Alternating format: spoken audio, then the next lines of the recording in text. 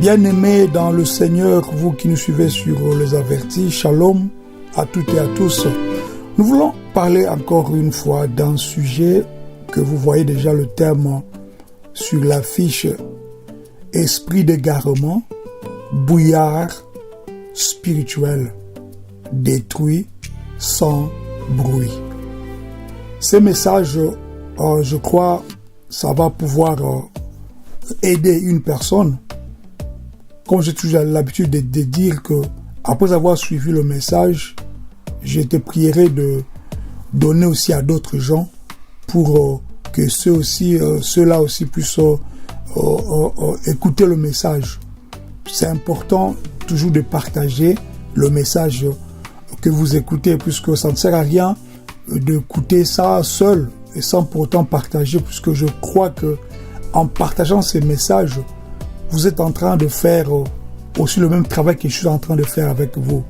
Parce que le message que moi je reçois, c'est pour pour partager avec vous. Et vous aussi, lorsque vous le recevez, partagez avec d'autres aussi. C'est très important. L'esprit d'égarement. Bien-aimé, pourquoi je parle de brouillard?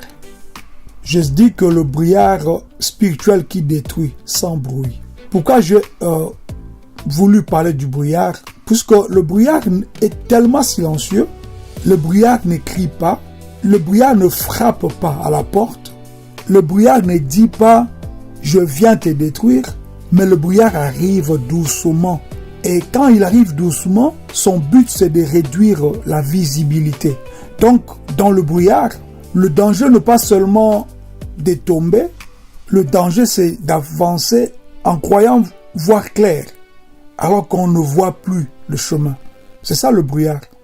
Même nous qui conduisons, quand tu conduis, de loin, si une voiture qui est devant toi, tu peux voir cette voiture par ses feux rouges.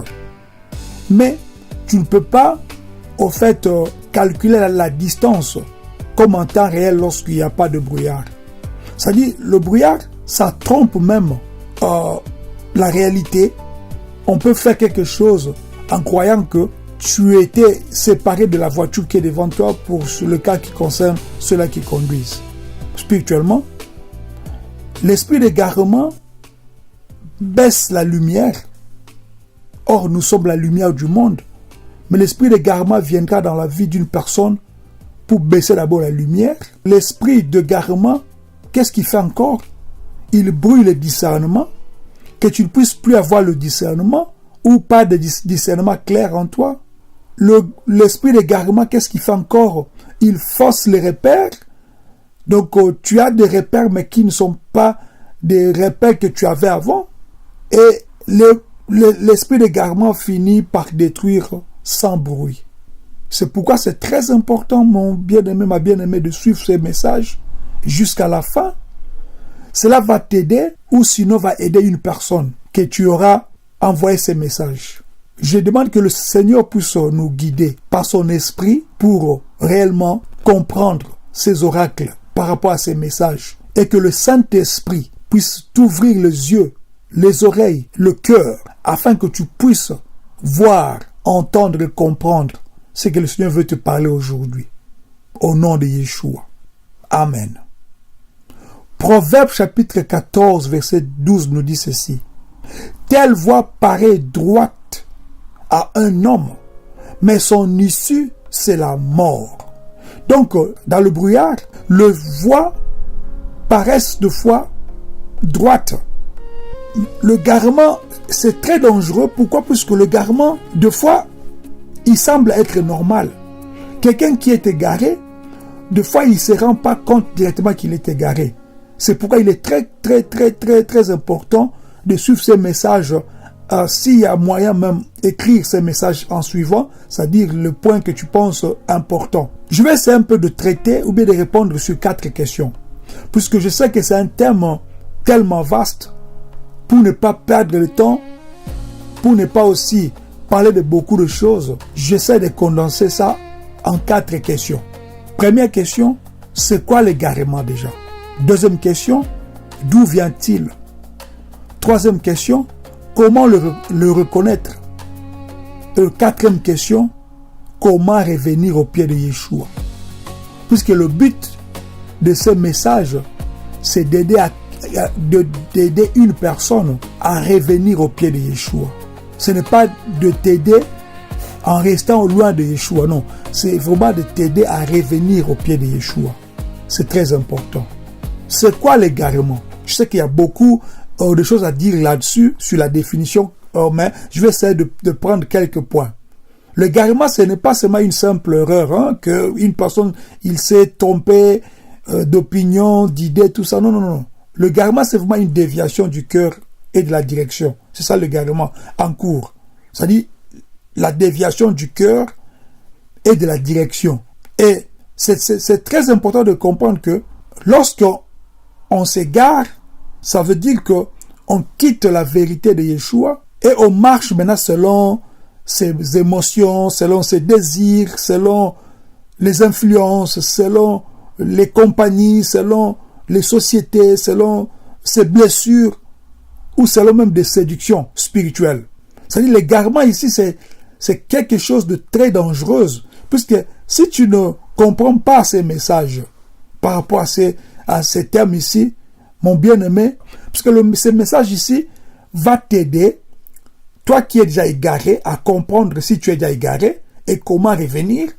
Et aussi, ça va aider une personne qui n'est pas égarée à comprendre les tactiques du diable pour ne pas être égaré, mais pour ne pas se retrouver, n'est-ce pas, dans l'égarement. C'est très important. C'est quand je dis que l'égarement, c'est très dangereux. Vous savez, lorsqu'une personne s'égare ou bien se perd, c'est pas toujours en courant ou bien en grande vitesse. Des fois, une personne peut se perdre par des petits pas ou bien par une vitesse réduite, mais tu te perds, tu ne sais plus là où tu te trouves. C'est pourquoi c'est très dangereux. Alors, étymologiquement, bibliquement, je vais même dire comme ça, je vais essayer un peu d'expliquer l'égarement selon la langue hébraïque. En hébreu, l'égarement, c'est taha, qui veut dire errer, c'est perdre ou dévier, à l'image de brebis perdue. Alors, lorsqu'une brebis est perdue, elle ne sait plus là où elle se trouve. Elle va commencer à vivre dans l'errance. Il va commencer même à sortir de la bergerie. Psaume chapitre 119, verset 176 nous dit ceci. Je suis errant comme une brebis perdue. C'est-à-dire, en hébreu, le mot égarement ou bien égaré, taha qui veut dire errer, se perdre ou dévier. Et il y a encore un autre terme hébreu qui parle cette fois-là de shagar. Shagar veut dire tout simplement s'égarer par confusion, illusion, ivresse morale. L'idée principale, c'est l'esprit troublé ou séduit ou embrouillé. Si quelqu'un est embrouillé, mais quelqu'un est toujours séduit ou quelqu'un est troublé dans son esprit, on dit ça en hébreu shagar qui veut dire s'égarer par confusion ou par illusion. Il y a un autre terme qui, en hébreu, dit chouv ou bien chav, veut dire revenir ou faire demi-tour. Là, c'est dans le cadre de la repentance biblique, c'est-à-dire revenir à la bonne direction. Chav ou chouv veut dire revenir ou faire demi-tour. C'est ce que nous voulons voir à la fin de notre prédication, de notre exhortation. Yahweh a toujours besoin que son peuple revienne à lui. Revenez à moi, je reviendrai à vous. Il dit dans Joël 2, 12, revenez à moi. C'était très important puisque si on est enfant de Dieu, on ne peut pas supporter de se trouver loin de Dieu. C'est pas possible. C'est pas possible. C'est toujours important de comprendre que lorsque tu as la sémence de Dieu, tu ne sauras pas vivre loin de lui. Non, c'est pas possible. Donc pour faire encore clair, l'esprit d'égarement, c'est lorsque tu as une influence spirituelle de tromperie ou bien un état d'aveuglement intérieur qui fait dévier une personne de la vérité de Yahweh. Souvent, ce genre de personne ou bien cette personne ne se rend même pas compte, ou bien ne s'en rend même pas compte. Donc comme je disais, ce n'est pas juste se tromper donc sur un détail, non. Le garement spirituel, vraiment, c'est s'est trompé de la direction, de la bonne voie de Dieu. Et cet égarement spirituel, ou bien cet esprit d'égarement, ça implique exactement à la confusion, à la séduction, à l'aveuglement progressif, à la fausse assurance et au détournement de la voie. La Bible nous parle dans 2 Thessaloniciens chapitre 2 verset 10 à 12 de la puissance d'égarement. Et cette puissance atteint ceux qui refusent d'aimer la vérité. Dans 1 Jean chapitre 4 verset 1, nous dit de prouver les esprits. Donc il y a des influences spirituelles vraies et fausses. C'est pourquoi il est très important de prouver les esprits. Et Matthieu 24, 4 ou 5 à 11 nous parle de beaucoup seront séduits, puisque l'esprit d'égarement est là, l'esprit de la séduction est là. Et d'autres gens, en phrases simples pour cela, pour faire comprendre à une personne qui n'a pas peut-être bien compris, l'esprit d'égarement, c'est un brouillard intérieur et spirituel, j'avais déjà dit ça, qui te fait avancer, mais dans la mauvaise direction. C'est pourquoi vous voyez sur l'affiche, on a mis un homme là dans le brouillard et qui part dans la mauvaise direction. Et il part en croyant qu'il est dans la bonne direction. Comme j'avais dit, des fois, on se perd à petits pas, pas toujours en courant. Tu marches lentement, mais tu es dans une mauvaise direction. Une personne peut servir, peut parler même de Dieu, peut même prier, peut être même sincère. Et pourtant, il commence à justifier le péché, il commence à refuser la correction, il commence à suivre des doctrines fausses, il commence même à perdre l'amour pour la vérité, l'amour de la vérité. Là, on sait que le brouillard est installé dans cette personne. C'est-à-dire, lorsqu'une personne commence à justifier le péché, un péché, il commence à refuser la correction, il commence à suivre des doctrines diaboliques, ou il commence même à perdre l'amour de la vérité. Là, on dirait que cette personne est dans le brouillard. Là, la question qu'il faut se poser d'abord, d'où vient l'égarement? Parce que quand je parle d'égarement ici, je vois le brouillard. D'où vient le brouillard? D'où vient l'égarement? L'égarement n'a pas une seule cause. Il a souvent plusieurs couches, comme un brouillard épais. C'est-à-dire, d'où vient l'égarement? On ne peut pas dire exactement ou directement ça vient de ça ou de ça. Non, ça peut provenir de plusieurs causes, de plusieurs couches. L'égarement peut venir de cœur. Quel cœur? Le cœur non soumis. C'est-à-dire, là on parle de la source intérieure. Un cœur qui n'est pas soumis à Dieu. Un cœur qui n'est pas humble. Un cœur qui n'est pas sincère à Dieu. Jérémie 17, 9 nous parle du cœur tortueux. C'est lorsque ton ego devient ton roi. Tu commences à te voir tellement supérieur à d'autres. Lorsque la vérité devient une opinion, pas une vie, pas une vérité. Donc le cœur non soumis peut aussi être la source de la provenance de l'égarement. Et aussi, il y a aussi un autre élément qui produit, je vais dire, l'égarement, c'est la chair, ton corps, les désirs. 2 Timothée chapitre 4, verset 3-4 nous parle de ceux-là qui veulent des prédications qui caressent. Le brouillard commence quand on cherche la confirmation au lieu de la transformation. Les gens veulent qu'on dise qu'ils prêchent bien au lieu de dire qu'il craint le Seigneur. Que les gens disent de lui, c'est un bon parleur, au lieu de dire qu'il parle de la part de Dieu. C'est-à-dire, au lieu de vouloir avoir la transformation en soi, les hommes veulent être exaltés, c'est-à-dire ils veulent la confirmation. Et cette manière d'être, ça va au fait faire en sorte que d'autres désirs puissent naître en toi. L'orgueil, le sexe, l'envie, l'ivrognerie, la gourmandise, beaucoup de choses que la chair aime, que le corps aime, vont maintenant naître en toi, puisque tu désires écouter des choses qui te font du bien. Lorsqu'une personne parle de quelque chose qui est choquant, pour toi, ça devient comme une attaque. Et aussi, un autre élément qui fait que l'égarement arrive dans la vie d'une personne, c'est lorsque le péché devient habituel. C'est-à-dire, on appelle ça le péché entretenu. Tu commences à entretenir le péché. Tu sais que ça, c'est un péché, mais tu le fais de fois périodique, ou des fois hebdomadaire, ou des fois mensuel. C'est-à-dire, tu calcules quand est-ce que tu vas faire ces péchés-là. Là, si tu es en train de baisser la lumière qui est en toi. Parce que lorsque la lumière est baissée, tu vas vivre dans le noir. Or, dans le noir, c'est dans la confusion. Or, quand tu es dans la confusion, tu es dans l'égarement. Le péché entretenu, ça nous sépare de Dieu. Le péché non confessé, ça ne te fait pas tomber d'un coup, mais ça te fait endormir petit à petit. Il faut faire attention. Lorsque tu pêches, il ne faut pas entretenir ces péchés, il faut condamner ces péchés, il faut confesser ces péchés, il ne faut plus refaire ces péchés. C'est pourquoi Yeshua disait toujours « Va et ne pêche plus ». C'est très important.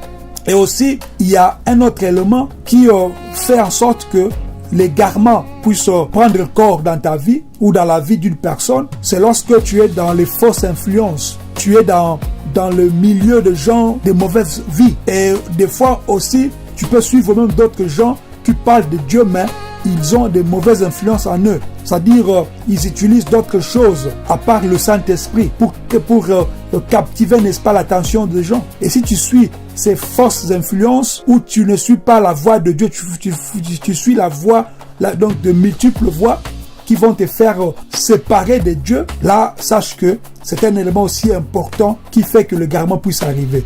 Il y a aussi un élément ou d'autres éléments que je peux citer comme les esprits séducteurs.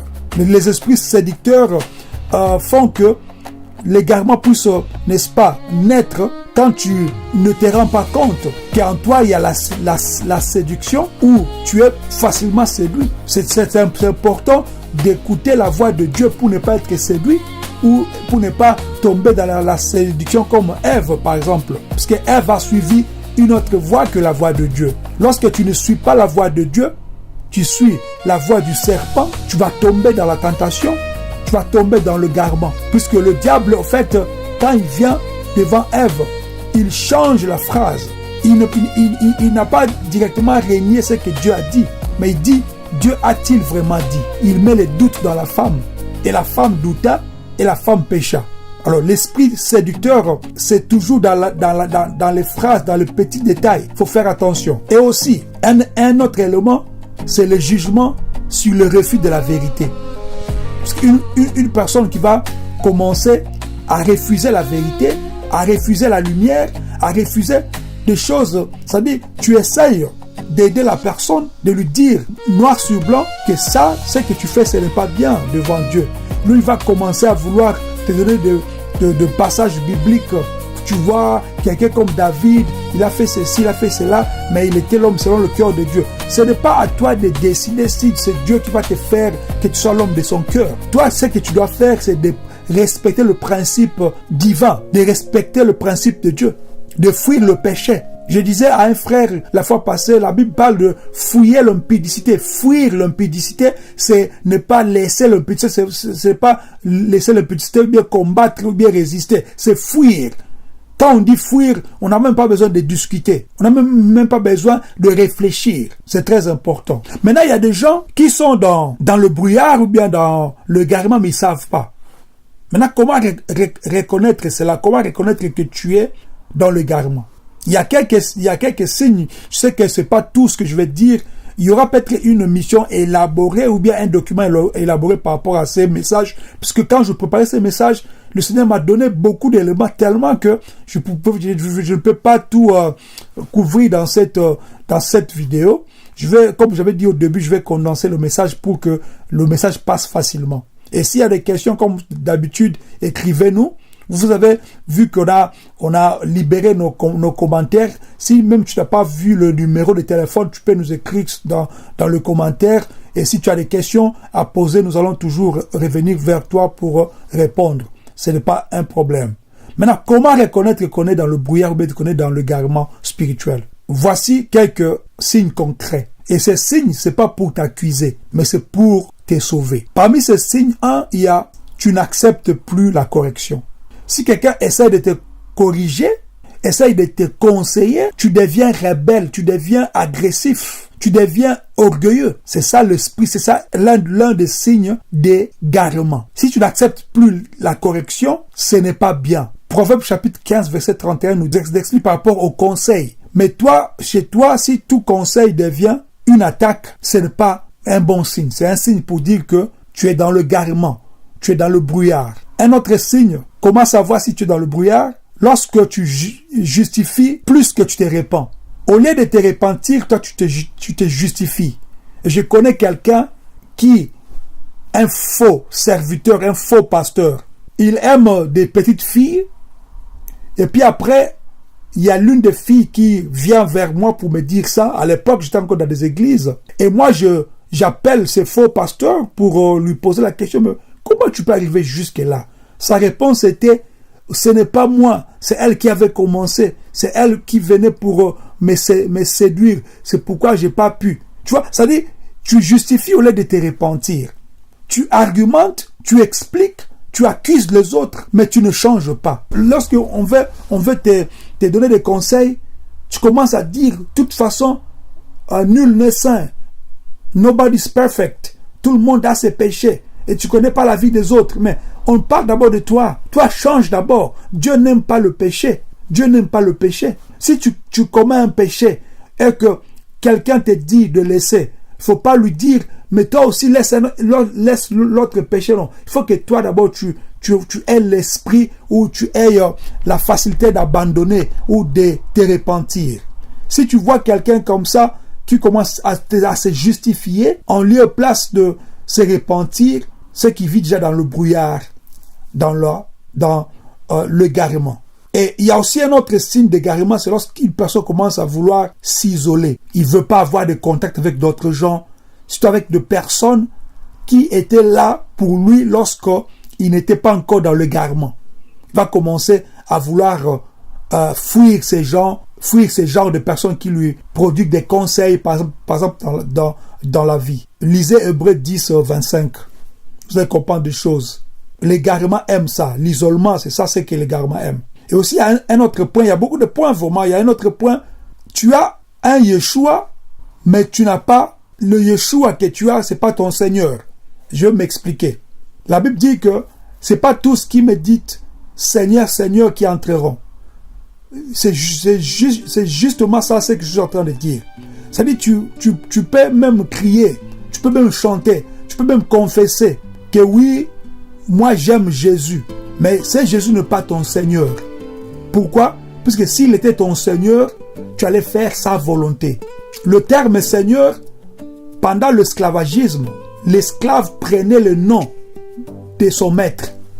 C'est-à-dire, si tu n'as pas le nom de ton maître, c'est que ton maître n'est pas ton Seigneur. Donc ici, lorsque une personne n'a pas Yeshua comme son Seigneur, tu deviens un électron libre en fait. Alors spirituellement, ça veut dire que tu es égaré. Et puisqu'il y a beaucoup de Jésus, mais il n'y a qu'un seul Seigneur normalement. Il y a beaucoup de dieux, mais il n'y a qu'un seul Dieu vivant. Alors si toi, tu confesses Jésus, mais tu n'acceptes pas sa seigneurie en toi, c'est que tu es égaré. Un autre signe d'égarement, tu aimes les spectacles, tu n'aimes plus les écritures, tu n'aimes plus avoir le temps de bien lire, de bien méditer la parole, mais tu aimes des choses qui frappent.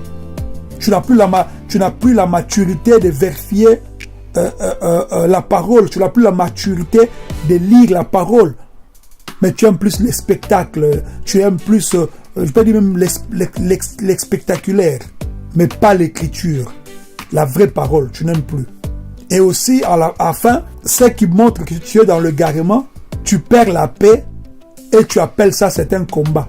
Tu sens en toi que tu as des vides, mais tu dis que c'est le diable qui est en train de me combattre. Et pourtant, il faut avoir, n'est-ce pas, mettre de l'ordre dans ton cœur avec Dieu pour comprendre que c'était pas le combat, ou bien c'était pas, je veux dire, le simple manque de paix, mais c'était réellement que tu étais dans le garement. Dans la Bible, il y a eu des gens qui s'étaient égarés.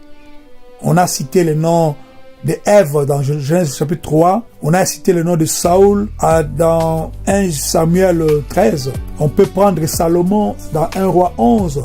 Le pharisien, n'en parlons même pas, Matthieu 23, Jean 3 et Jean 9. Et puisque les pharisiens, leur spécialité c'était, ils voyaient mais ils refusaient la lumière. Pourquoi? Puisqu'ils étaient orgueilleux. Ils étaient orgueilleux. Puis leur orgueil aussi le rendait aveugle. Et l'orgueil rend vraiment aveugle.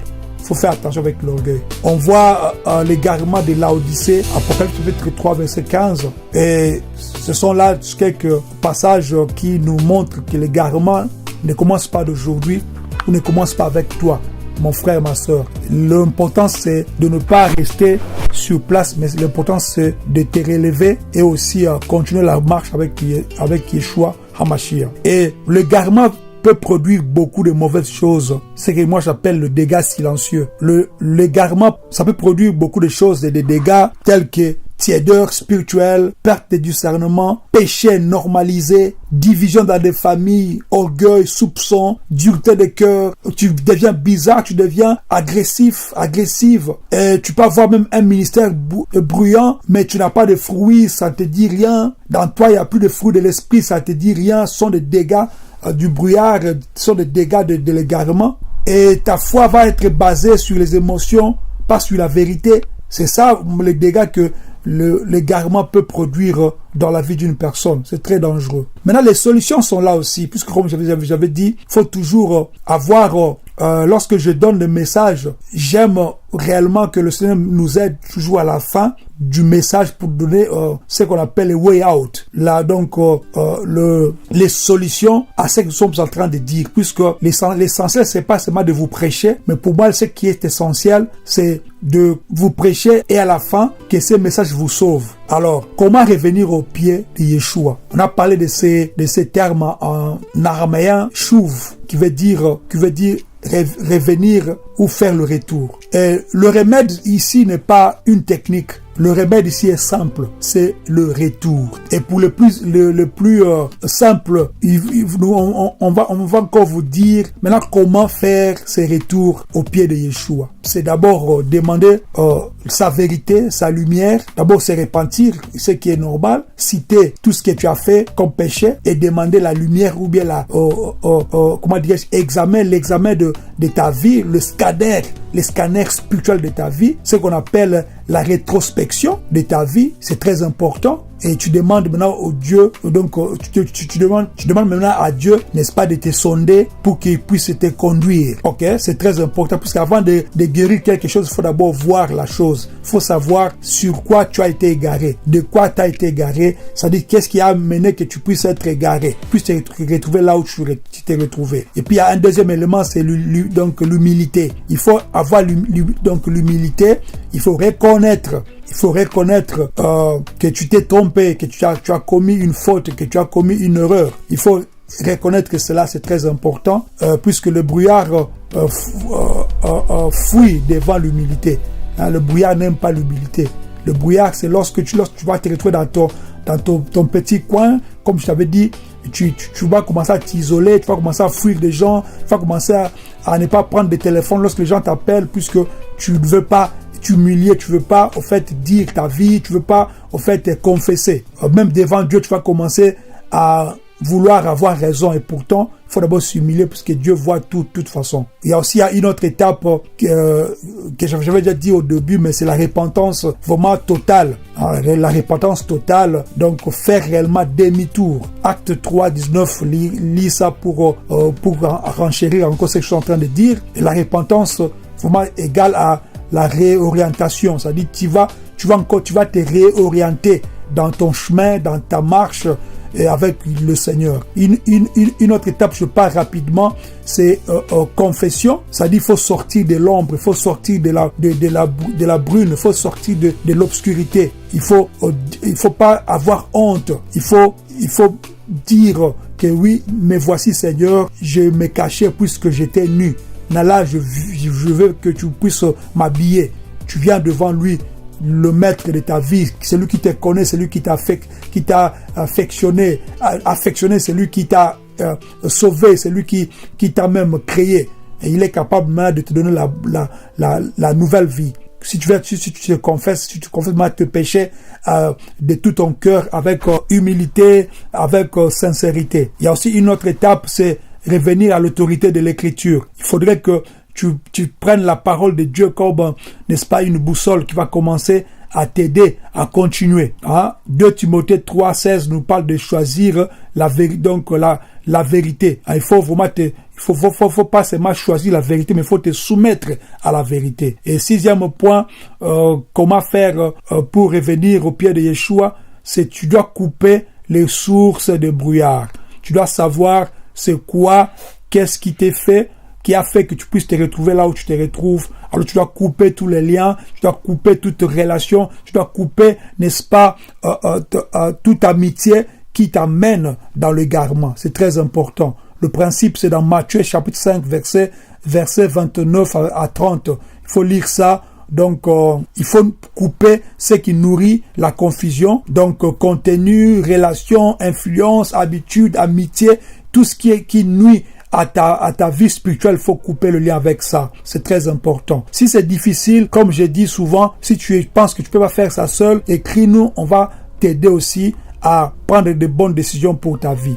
7e point, comment revenir au pied de Yeshua, c'est être accepter d'avoir la communion avec lui et la redevabilité, c'est-à-dire il faudrait que tu puisses savoir que ta vie ce n'est pas à toi seul, ton corps c'est pas à toi seul, c'est pour ton Dieu ce corps-là. C'est très important puisque le brouillard dissipe ses disciples dans la lumière. Il faut venir au pied de Yeshua avec l'esprit de la redevabilité, c'est-à-dire essayer toujours de parler à Yeshua, de lui dire ce que tu veux faire avant que tu le fasses. Il faut que lui prenne le contrôle de ta vie. Et puis aussi, une autre étape, c'est revenir avec une posture. Quand je dis revenir au pied de Yeshua, c'est avec une posture. C'est comme Marie assise au pied de Yeshua. Lorsque elle était, n'est-ce pas, rejetée, mais elle s'est assise au pied de Yeshua, et là, n'est-ce pas, répandu le parfum, Yeshua l'a sauvé, et Yeshua l'a même dit, va et ne pêche plus. Le retour, c'est une posture. Il faut écouter, il faut obéir, il faut aimer la vérité. C'est très important. Maintenant, pour terminer, si tu réalises aujourd'hui que tu étais dans le brouillard, dans l'égarement, moi je te condamne pas, mais je vais t'aider que tu puisses être sauvé par le Maître de ta vie. C'est lui qui est venu mourir à la croix pour nous tous. C'est lui qui est venu mourir même pour les gens qui sont nés 2000 ans après, nous autres. Yeshua HaMashiach. Il faut d'abord que tu puisses suivre tout ce que je venais de te dire et le suivre réellement pas à pas. Comme j'avais dit, c'était mieux même que tu écrives.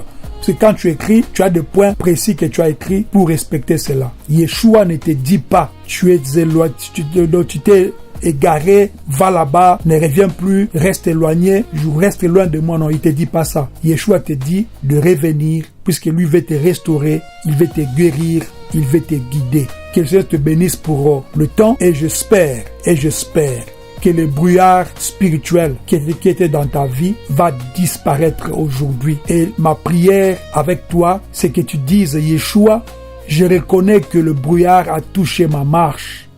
Je refuse l'orgueil. Je refuse la confusion. Je me répands. Je reviens à toi. Sonde mon cœur. Révèle-moi toute voie mauvaise. Lave-moi. Purifie-moi. Réoriente mes pas. Je coupe toute séduction, toute influence qui me détourne. Je reviens au pied de Yeshua HaMashiach. Amen.